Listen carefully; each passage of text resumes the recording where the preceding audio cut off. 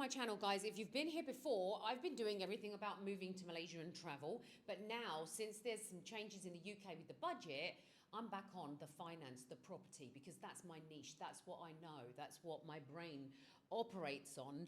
Everything else has been great. And you may not recognize this. This is quite new. From the last time I was presenting on one of these boards, it was in the office in the UK, which now has been moved to Malaysia. Anyway, let's get down to the nitty-gritties, because you need to know whether or not you should buy a house. I know so many of you are thinking, do I do it now? Do I wait till later?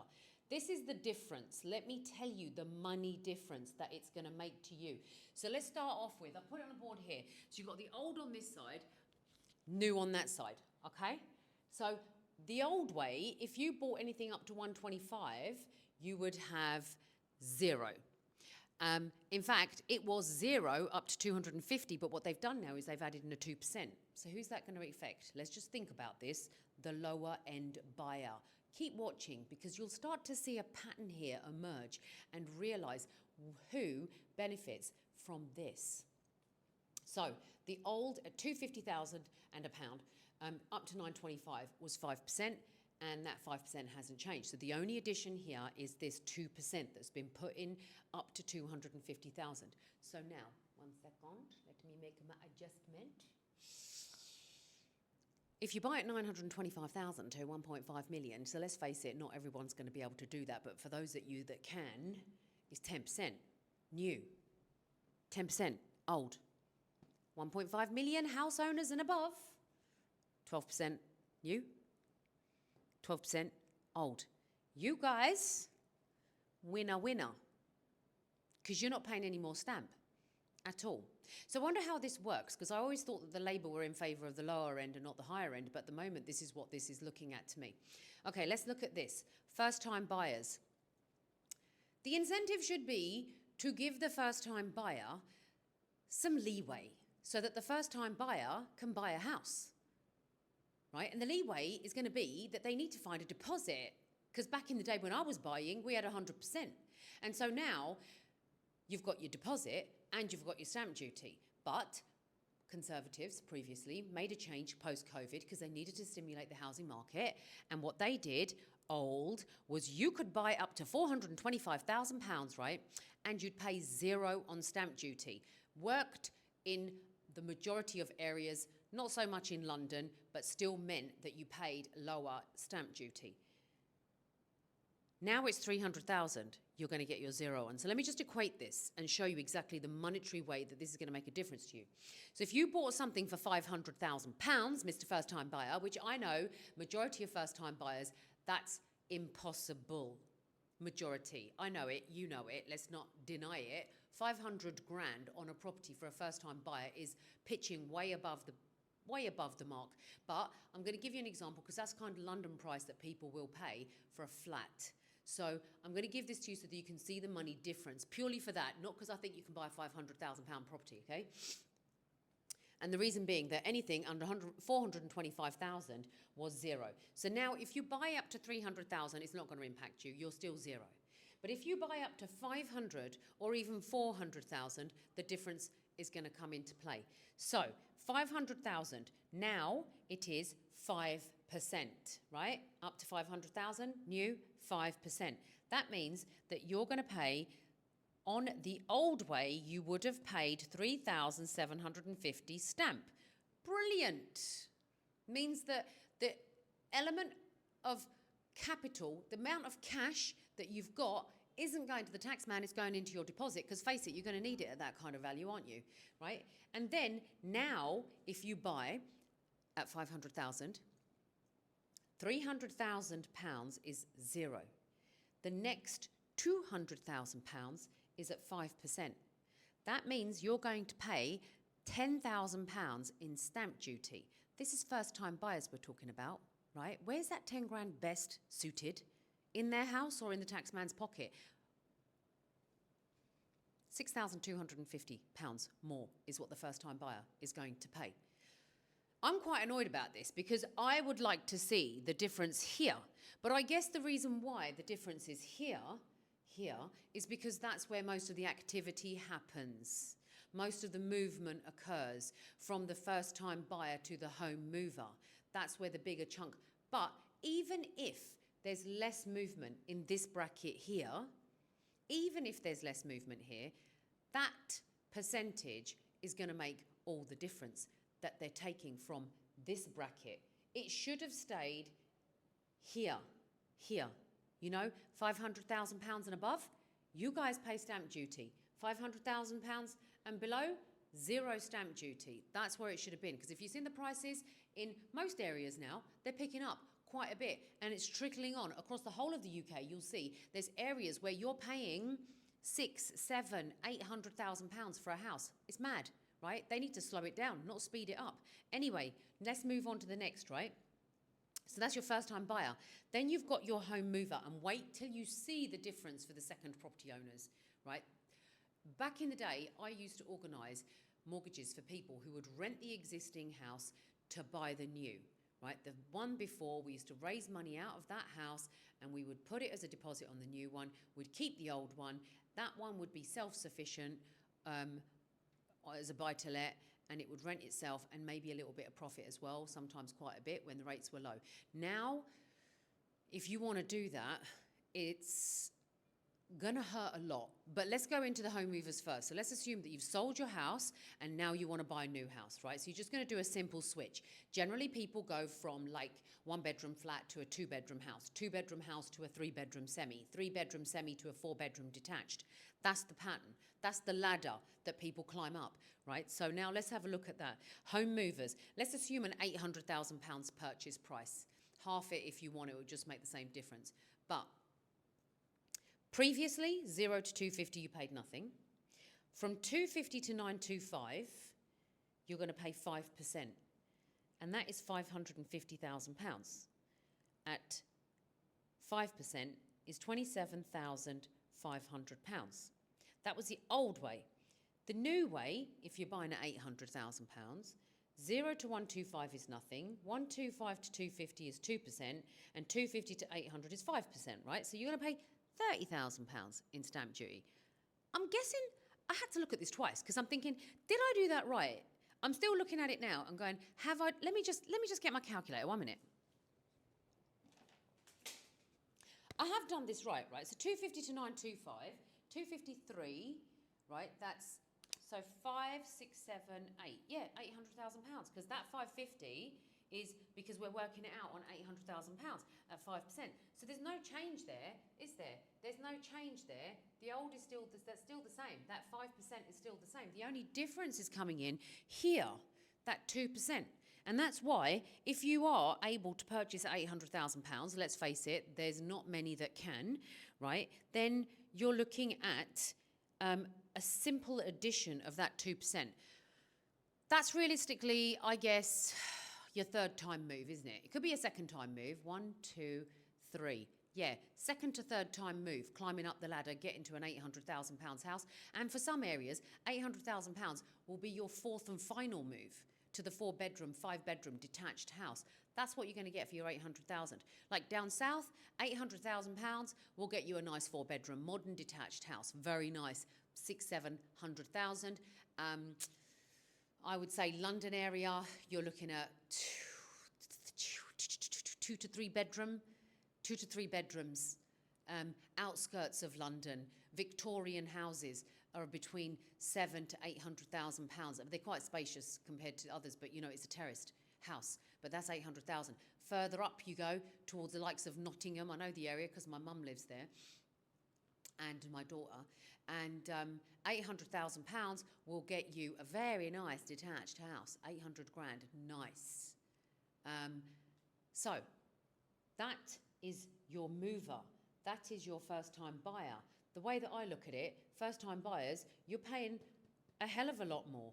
These ones here, the movers, they're only paying something like 2,000 whatever extra. Well, the difference between that and that, 27, 28, 2,500. That's the difference for if you're able to buy there. But if you're only buying there and below, you're paying an extra 6,250. Anyway, now let's move on to the big one. If you are thinking of renting your existing property to buy another, okay, so second properties. So if you're thinking of doing a let to buy. So let your existing house and buy another house. Like a lot of people have done that, where they want to climb up the ladder and they hold on to the existing house. And what I used to do is I would pull the money out of the current property, use that as a deposit for the next one, and just maybe some extra funds for stamp duty. So you could make your move, keep your existing house, and pay very little out of your pocket, and now you own two, and the first property you would rent out. And that's how average man climbed the ladder and made money. So this is going to impact you let to buyers, and also you second propertyers. So if you've got a property at the moment and you're thinking of buying another one, similar to let to buy, or you've got a buy-to-let at the moment and you're just moving residence, or you're a portfolio owner of houses that are in your personal name, because it's the personal people that are getting slammed. Limited company isn't, but that's another video. Comment below if you want me to go into detail on that one. I've done it in the past. I can do it again and just explain to you how you can save stamp duty and capital gains tax, because that's what you get hit with. The only way... There's multiple ways, but let's just talk about this. This is what we're talking about today. So, let to buy, second property. The old way, 0 to 125, didn't matter. Anything up to 250, you'd pay 5%. From 250 to 925, 10%. From 925 to 1.5, 15, 1.5 million and above, 17%.